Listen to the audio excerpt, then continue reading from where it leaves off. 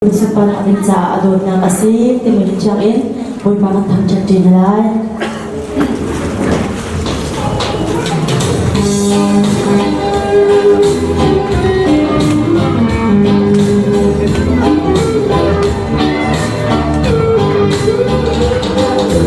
Đốt nát bia để lắp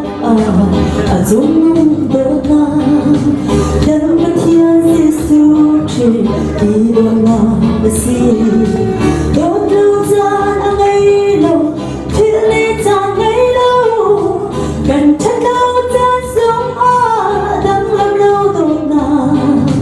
gần khi liêu gian sống thuyền khâu lâu đốt na.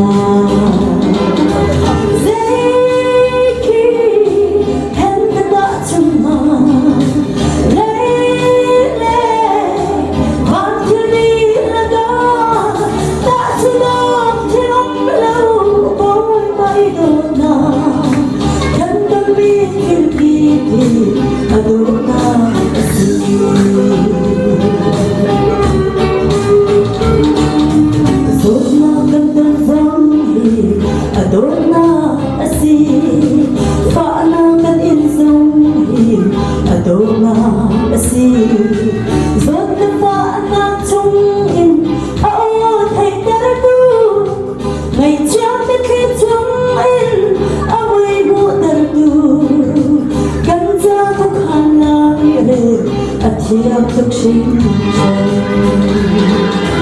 dây kỳ hẹn đã đã chân mà lấy lệ và thiên đi là đã chân lòng thì lúc lâu bối bay đồn nào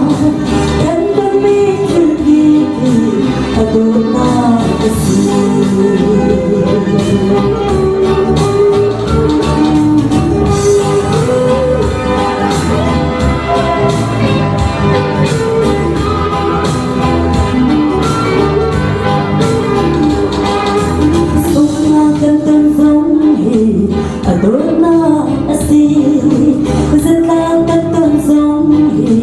Adona así